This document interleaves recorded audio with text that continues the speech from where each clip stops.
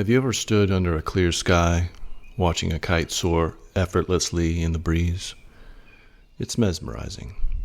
Watching it float, sway, almost dance through the air.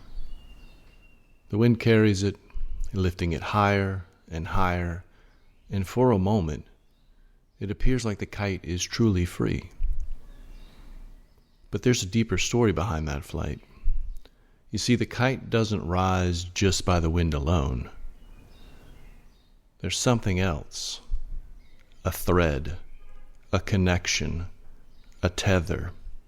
The kite's freedom isn't without strings. It's because of the string. Today, I want to invite you into a reflection about what freedom really means. Is it about complete independence, or is it about balance? The harmony between holding on and letting go. Welcome to Must I Evolve, a lecture series on spiritual growth and philosophy, presented in conjunction with No Expectations, the podcast. Welcome to another episode of Must I Evolve, a space where ancient wisdom meets modern science, where inner work meets real-world results. I'm Andrew H. Housley, author, board-certified wellness consultant, certified holistic nutritionist, and yoga instructor with 25 years on the mat, and even more in mindful observation. This podcast is a mirror, a question, and sometimes a nudge. The Zen tradition speaks often of non-attachment, but what does that really mean? How do we find peace in the space between holding tight and releasing control? Let's explore the spiritual metaphor of the kite.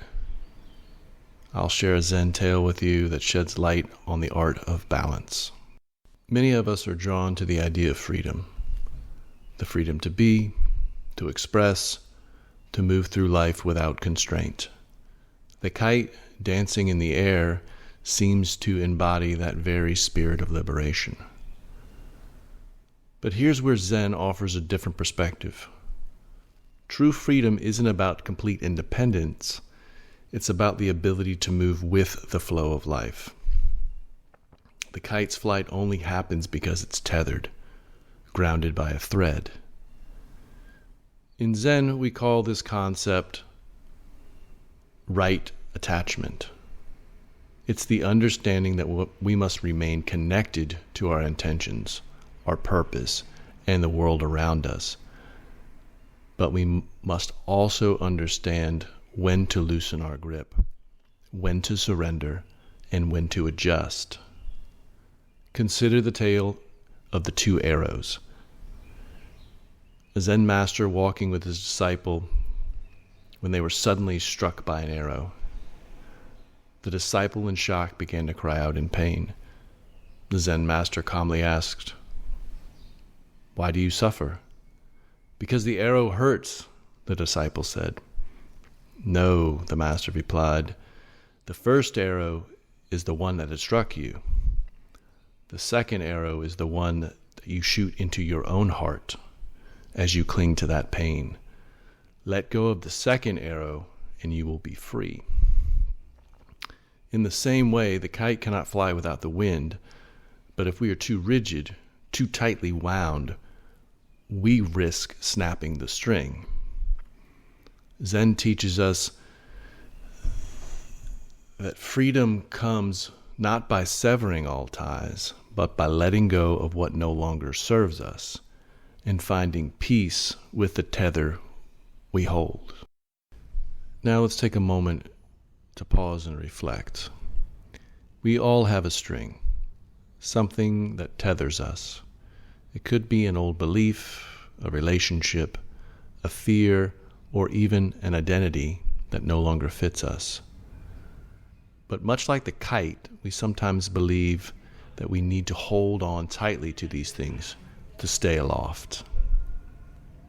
But what if these tethers are not our freedom, but our burdens? What if our fear of letting go is what keeps us stuck? In Zen practice, we talk about the concept of non-attachment. This doesn't mean abandoning what you care about or being indifferent. It means realizing that we are not defined by our attachments. They don't define our worth, our purpose, or even our essence. A Zen story about this. A monk came to his master and said, "Master, I have been carrying this heavy burden of guilt for years. How can I release it?" The master looked at the monk and asked, "Do you know what happens when a bird flies from a tree?" The monk replied, "The bird simply takes flight and the branch is left behind."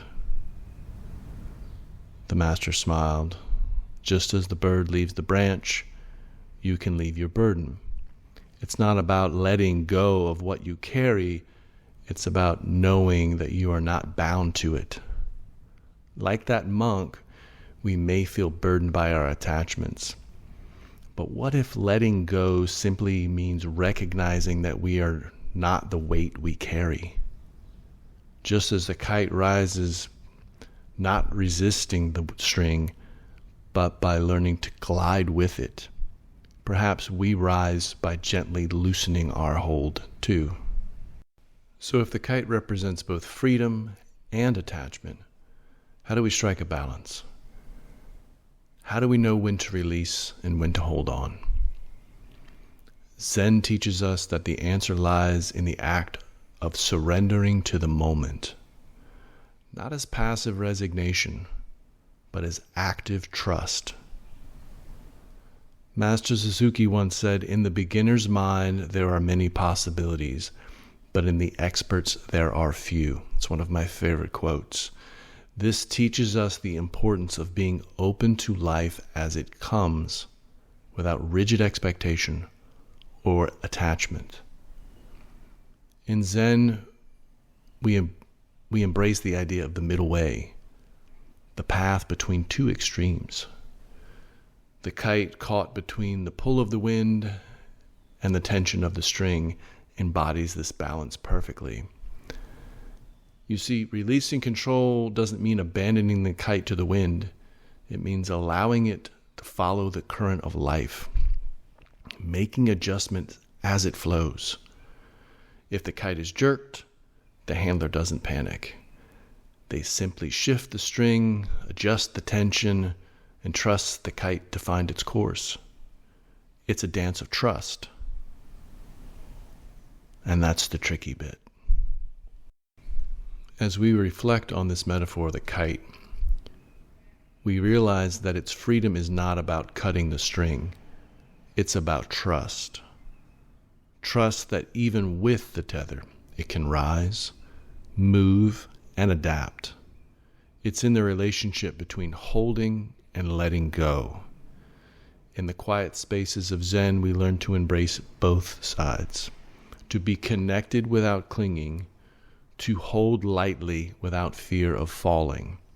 The art of living, like the art of kite flying, is knowing when to adjust, when to release, and when to trust the wind.